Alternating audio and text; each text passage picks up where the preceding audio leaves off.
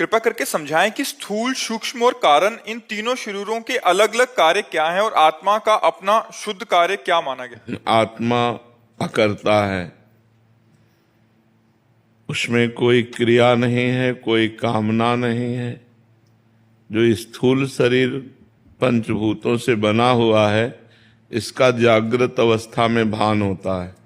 जैसे इस समय इसके द्वारा देखना, सुनना, स्पर्श करना, रसास्वादन करना, ये जो पांच ज्ञानेंद्रियों के शब्द, स्पर्श, रूप, रस, गंध, घ्राणेन्द्रिय से गंध लेना, ये पांच ज्ञानेंद्रियों के द्वारा ग्रहण, त्याग आदि जो क्रियाएं होती हैं वो कर्मेंद्रियों के द्वारा, जैसे हाथ है, पैर है, मलमूत्र के द्वार हैं और वाक इंद्रिय।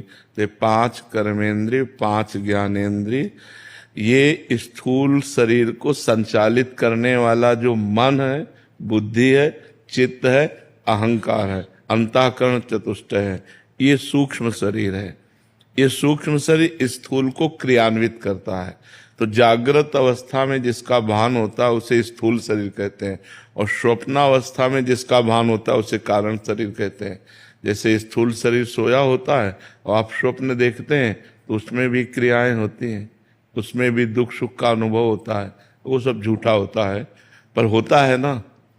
तो उस समय जो स्वप्नावस्था में होता है वो सूक्ष्म शरीर होता है, उसमें जो क्रियाएं होती हैं वो सब असत है।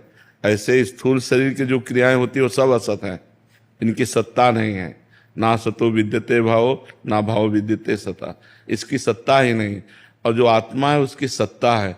जो कारण शरीर है वो तीन गुणों से मिलित स्वभाव की रचना हुई है, उसके अनुसार, स्वभाव के अनुसार सूक्ष्म शरीर बर्ताव करता है। सूक्ष्म शरीर जो बर्ताव करता है, स्थूल शरीर में उसकी क्रियाएं होती हैं।